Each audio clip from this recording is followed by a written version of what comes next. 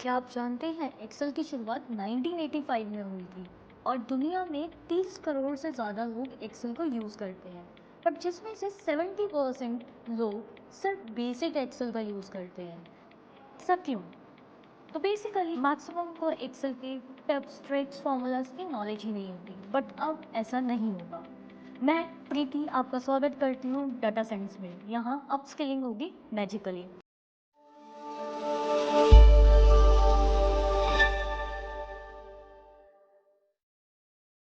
तो चलिए हम आज की वीडियो शुरू करते हैं। तो सबसे पहले अगर हमने एक्सेल को ओपन करना है, तो जब भी आप एक्सेल ओपन करना चाहते हैं तो हमारे पास देखिए यहाँ पे सर्च आइकन है। आप सर्च पे जाइए और यहाँ पे टाइप कीजिए एक्सेल। अब हमारे पास एक्सेल की ऐप आएगी, आप इस पर क्लिक कीजिए। जैसे ही हमने एक्सेल की ऐप को ओपन किया तो देखिए हमारे पास एक्सेल का एक टैब ओपन हुआ जिसमें ये हमसे पूछेगा कि हमने ब्लैंक वर्कबुक ओपन करनी है या हम कोई भी एक्सेल की फाइल ओपन करना चाहते हैं जो हमने क्रिएट कर रखी है। एक्सेल का हमें एक वेलकम टूर चाहिए या इसके फॉर्मूलाज के ट्यूटोरियल्स चाहिए, यहाँ पर छोटे छोटे ट्यूटोरियल्स हमें मिल जाते हैं। बट हमने एक्सेल को अभी बेसिक यूज़ में लाना है, डाटा कैसे रिकॉर्ड करना है वो सारी चीज़ें सीखनी है। तो हमने काम करने के लिए ब्लैंक वर्कबुक पे क्लिक किया। तो देखिए जैसे ही हमने ब्लैंक वर्कबुक पे क्लिक किया, एक एक्सेल की ब्लैंक वर्कशीट हमारे पास ओपन हो चुकी है। अब देखिए मैंने यहाँ पे दो चीज़ों का यूज़ किया, एक है एक्सेल की वर्कबुक, दूसरी है एक्सेल की शीट।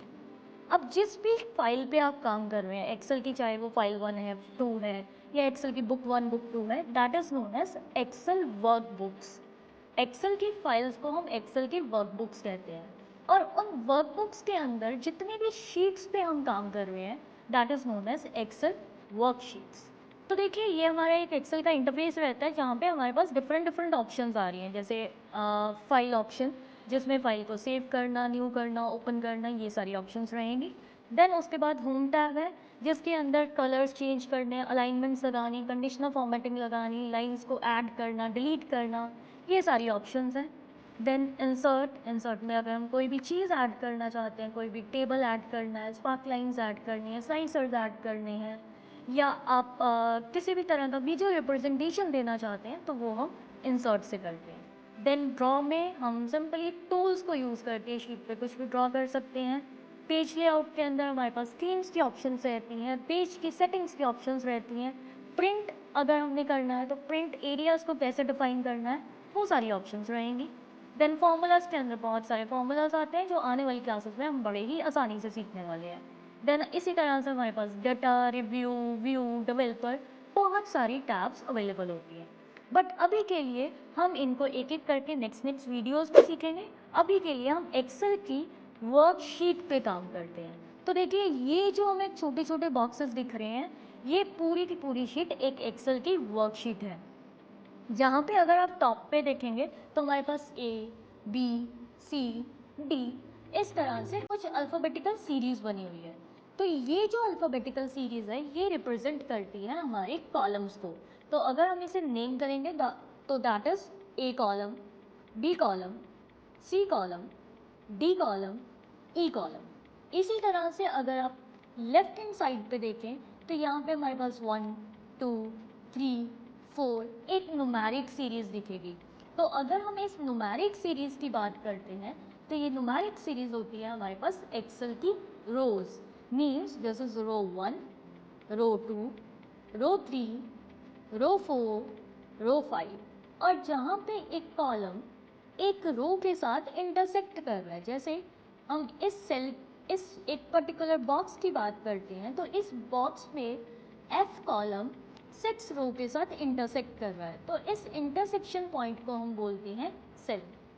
तो ये जो एक बॉक्स है this is known as cell. अब हर सेल का एक नाम है, जैसे हर इंडिविजुअल का एक नाम होता है कि जैसे मेरा नाम प्रीति, किसी और का नाम शुभम, किसी का नाम अभिषेक, इस तरह से हर के अपने नाम होते हैं। तो इसी तरह से एक्सेल में हर एक बॉक्स का एक नाम है। तो इसका नाम कैसे डिफाइन होगा? तो नाम डिफाइन करने के लिए हम पहले कॉलम का नाम और फिर रो का नाम लिखते हैं। तो अगर हम इस सेल पे हैं तो इसका नाम है F6। अगर हम इसी तरह से इस सेल पे हैं तो इसका नाम है J5। पहले कॉलम का नाम फिर रो का नाम। और अगर आपको नेम देने में कोई कंफ्यूजन आ रही है तो आप यहाँ पे नेम बॉक्स को चेक कर सकते हैं। तो देखिए हमारा जो सेल एक्टिव है उसका नाम यहाँ पे नेम बॉक्स में आ रहा है, दैट इज J5। इसी तरह से अगर आप किसी भी सेल पे बड़ी आसानी से मूव करना चाहते हैं तो सिंपली नेम बॉक्स में उसका नाम लिख दीजिए। जैसे मैंने लिख दिया H20, एंटर प्रेस कीजिए, वो आपको उस पर्टिकुलर सेल पे लेके आ जाएगा या नेविगेट करके आ जाएगा। अब यहाँ से मुझे A1 में जाना है, तो एक मेथड है एरो की, इसके साथ आप स्क्रॉल कीजिए A1 तक। दूसरा मेथड कंट्रोल के साथ होम दबा दीजिए। तो जैसे ही मैंने कंट्रोल के साथ होम की को प्रेस किया, वो आपको first cell that is A1 उस पे लेके आ जाएगा। देन अगर आप नेम बॉक्स के साथ में देखें तो नेम बॉक्स के साथ में हमारे पास ये FX करके एक बहुत बड़ा बॉक्स है जिसका नाम रहता है फॉर्मूला बार। अब फॉर्मूला बार क्यों यूज़ में आता है? बेसिकली फॉर्मूला बार यूज़ में आता है चीज़ों को लिखने के लिए। एक्सेल के किसी भी सेल में आप जो भी वैल्यू लिखोगे वो हमेशा फॉर्मूला बार में हमें दिखाई देगी। जैसे मैंने A1 में लिखा हेलो, तो जैसे ही हमने A1 में हेलो लिखा तो हमारे फॉर्मूला बार में भी हेलो टाइप हो गया। एंटर प्रेस कीजिए, हमारा सेल अगला आ गया A2 और अभी A2 में कुछ नहीं लिखा तो फॉर्मूला बार भी हमारा ब्लैंक है। तो अगर हम यहाँ पे आप डायरेक्टली फॉर्मूला बार में लिखना चाहते हैं तो आप फॉर्मूला बार पे क्लिक कीजिए, यहाँ पे हाई लिखिए, एंटर प्रेस कीजिए, तो देखिए मैंने अब फॉर्मूला बार में हाई लिखा था बट वो चीज़ हमारे एक्टिव सेल में ऑटोमेटिकली आती, that is high in A2। Then इसी तरह से अगर हम कोई भी फॉर्मूला टाइप करते हैं, जैसे मैंने A3 में फॉर्मूला बार में जाके इज इक्वल्स टू के साथ 10 प्लस 20 लिखा, एंटर प्रेस किया, तो इंस्टेड ऑफ यहाँ पे 10 प्लस 20 यहाँ पे क्या आया 30 उसका आंसर। तो एक्सेल ने ऑटोमेटिकली एक कैलकुलेशन परफॉर्म की दैट इज 10 प्लस 20 और उसका जो आंसर है वो हमें यहाँ पे रिप्रेजेंट कर दिया दैट इज 30। देन अगर हमने किसी भी सेल को रिप्रेजेंट करवाना है या किसी भी सेल की रेफरेंस देनी है तो हम सिंपली इज इक्वल्स टू का यूज़ करते हैं और उस सेल का एड्रेस लिख दो। जैसे A4 में मैं वो वैल्यू चाहती हूँ जो A1 में लिखी है, तो A4 में आके मैंने इज इक्वल्स टू के साथ A1 लिख दिया, एंटर प्रेस किया, तो यहाँ पर देखिए हेलो आ गया। अब अगर मैं A1 में जाके वेलकम लिख देती हूँ, एंटर प्रेस किया, तो देखिए अब A4 में भी वेलकम टाइप हो गया। बट अगर मुझे ये चीज़ नहीं चाहिए, I just want to undo my concept और अनडू वट आई जो भी मैंने लिखा है, तो उसके लिए हम कंट्रोल Z का यूज़ करेंगे। देखिए अब वेलकम की जगह वहाँ पे फिर से हेलो आ गया। बट अगर वेलकम हमने सही लिखा था, मुझे वही चीज़ चाहिए, तो आप कंट्रोल Y का यूज़ करेंगे। अब अगर आप कंट्रोल Z और कंट्रोल Y में कंफ्यूज हो रहे हैं तो कोई बात नहीं, एक्सेल के टॉप में जाइए, यहाँ पे हमारे पास दो एरोज आती हैं। तो अगर आप फर्स्ट एरो को क्लिक करते हैं दैट इज़ फॉर अंडू, जो हमने काम किया है वो अनडन हो जाएगा। और अगर आप रीडू करते हैं तो जो भी हमने चेंजेस किए थे वो दोबारा आ जाएंगे। तो इस तरह से हम एरो कीज के साथ भी अंडू और रीडू कर सकते हैं। अब अगर हमें बहुत सारे सेल में एक ही चीज़ लिखनी है, जैसे मुझे C1 then C3 then F4 और देन I2, इन सब में मुझे डाटा सेंट्स लिखना है, तो इसके लिए मैंने क्या किया, कंट्रोल के साथ पहले क्लिक करके इन सारी सेल को सिलेक्ट कर लिया। देन उसके बाद मैंने यहाँ पर लिखा डाटा सेट और इसके बाद हमने कंट्रोल एंटर दबाया। तो जैसे ही हमने कंट्रोल एंटर दबाया वो सेम की सेम चीज़ पूरे के पूरे सेल्स में ऑटोमेटिकली राइट डाउन हो जाएगी। और इसी तरह से अगर मैंने इन सब का कलर चेंज करना, मुझे रेड कलर नहीं चाहिए, तो यहाँ पे देखिए हमारे पास फॉन्ट कलर की ऑप्शन है। फॉन्ट कलर में जाके हम इसको कोई भी कलर दे सकते हैं, जैसे मैंने अभी इसे डार्क ऑरेंज दे दिया, तो मेरे सारे सेल्स का जो कलर है दैट इज़ डार्क ऑरेंज। इस तरह से स्मॉल चीज़ों को यूज़ करके हम डाटा एंट्री अपनी काफ़ी इजीली कर सकते हैं। बट अगर हम थोड़ा सा नीचे आए तो यहाँ पे देखिए हमारे पास क्या आ रहा है, शीट 1। अगर मुझे इस शीट 1 की जगह शीट 2 चाहिए तो हम क्या करेंगे, शीट 1 के साइड में एक छोटा सा प्लस आइकन है, आप इस प्लस आइकन पे क्लिक कीजिए, तो आप देखिए हमारे पास एक नई शीट ओपन अप हो चुकी है दैट इज शीट 2।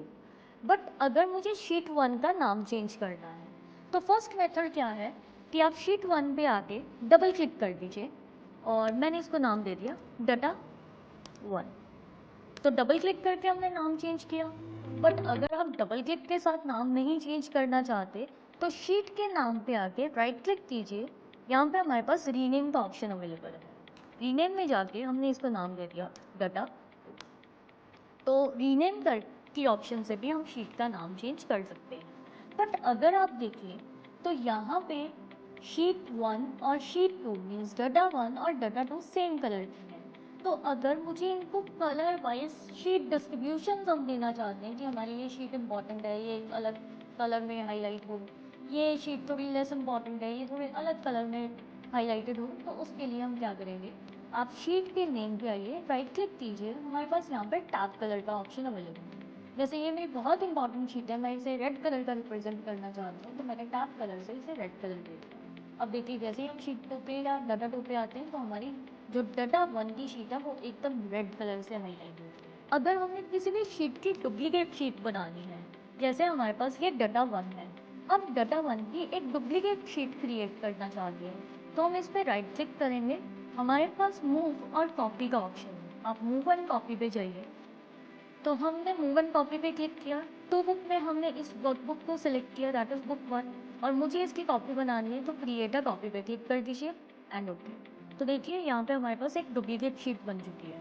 बट अगर मुझे ये डुप्लीकेट शीट किसी और शीट में लेके जानी है, इसको मूव करवाना है, तो हम इस पर राइट क्लिक करेंगे, मूव एंड कॉपी पे क्लिक करेंगे। मूव एंड कॉपी पे जाके मैंने शीट को सिलेक्ट किया और यहाँ पे मैंने कहा कि मुझे न्यू वर्कबुक में से लेके जाना है एंड ओके कर। तो अब यहाँ पे मेरी जो डाटा 1 की डुप्लीकेट कॉपी थी उसकी एक नई फाइल बन चुकी है, और अगर हम अपनी प्रीवियस फाइल को चेक करें तो उसमें वो डुप्लीकेट कॉपी नहीं है। तो इसने इस शीट को यहाँ से मूव करके वहाँ पे दूसरी शीट में पेस्ट कर दिया है। तो इस तरह से हम क्या कर सकते हैं, शीट्स को मूव कर सकते हैं। अब अगर कोई भी शीट हम हाइड करना चाहते हैं, क्योंकि जब भी हम प्रोफेशनली काम करते हैं तो कुछ फार्मूलाज हमने ऐसे अप्लाई किए होते हैं जो हम किसी को नहीं शो करना चाहते या अपनी मैनेजमेंट के साथ नहीं शेयर करना चाहते, तो हम उस शीट को हाइड कर देते हैं। तो शीट को हाइड करने के लिए राइट क्लिक कीजिए शीट के नाम पे, हाइड का ऑप्शन है, हाइड कर दीजिए। बट अगर आप उसे अनहाइड करना चाहते हैं, आप किसी भी शीट पे क्लिक कीजिए, अनहाइड पे क्लिक कीजिए, वो आपकी शीट अनहाइड हो जाएगी। शीट को सिलेक्ट कीजिए एंड डन। तो देखिए अब यहाँ पे ये शीट अनहाइड हो चुकी है। तो आपने सारा काम कर लिया, आपने डाटा एंट्री कर ली, बट इन द एंड हमें शीट को सेव भी तो करना है। तो अगर आप शीट को सेव करना चाहते हैं तो फाइल में जाइए, हमारे पास दो ऑप्शन अवेलेबल हैं, save and save as. First step के लिए हम हमेशा सेव ऑप्शन का यूज़ करते हैं। सेव पे जाइए, आप कहाँ पे सेव करना चाहते हैं वो लोकेशन बताइए। तो लोकेशन बताने के लिए मैंने ब्राउज पे क्लिक किया। ब्राउज पे क्लिक करके हमने यहाँ पे डेस्कटॉप पे, लेट से मुझे अपना डाटा सेव करना है तो मैंने डेस्कटॉप सेलेक्ट किया, शीट को नाम दिया, मैंने इसे नाम दे दिया फाइल 1 एंड सेव कर दिया। तो इस तरह से हमारी एक शीट ऐड होगी, दैट इज, या एक डाटा ऐड हो गया, दैट इज फाइल 1। बट मुझे इसकी एक और डुप्लीकेट कॉपी बना के सेव करनी है, दैट विल बी फाइल 2। तो अब हम इसे सेव नहीं करेंगे, अब हम इसकी जगह इसे सेव एज करेंगे। तो जैसे ही हमने सेव एज किया तो उसी की एक कॉपी बनाने के लिए हम सेव एज का यूज़ कर रहे हैं। डेस्कटॉप पे क्लिक किया और मैंने इसे नाम दे दिया फाइल 2। सेव कीजिए एंड अगर अब आप डेस्कटॉप चेक करते हैं तो यहाँ पे हमारे पास फाइल 1 एंड फाइल 2 दो एक डिफरेंट फाइल्स क्रिएट हो चुकी हैं। तो इस तरह से हम क्या कर सकते हैं, अपनी फाइल को क्रिएट एंड सेव कर सकते हैं। आई होप आपको आज की वीडियो अच्छी लगी होगी। तो अगर आपको हमारी वीडियो पसंद आई तो प्लीज़ वीडियो को लाइक कीजिए और चैनल को सब्सक्राइब कीजिए। इसी के साथ नेक्स्ट वीडियो में हम एक्सेल के और एडवांस फीचर्स सीखेंगे जो डाटा एंट्री में यूज़ होते हैं, जैसे फॉर्मेटिंग कैसे लगानी है, बॉर्डर्स कैसे लगा सकते हैं, कलर्स कैसे चेंज कर सकते हैं, चीज़ों को हाईलाइट कैसे कर सकते हैं, या बॉर्डर्स के साथ अगर हम प्ले करना चाहते हैं, वो सारी चीज़ें। इसी वीडियो की डिस्क्रिप्शन में अगर आप चेक करें तो हमने एक पीडीएफ फाइल अटैच की है जो कि इस वीडियो की असाइनमेंट है। तो प्लीज़ आप उस असाइनमेंट को करके देखिए। अगर आपको उसमें कोई भी डाउट है तो डू कमेंट, आपको उसका सोल्यूशन जल्द से जल्द मिलेगा। तो प्लीज़ एक्सेल की प्रैक्टिस करते रहिए और सीखिए हमारे साथ एक्सेल फ्रॉम डाटा साइंस, जहाँ पे अपस्किलिंग होगी मैजिकली।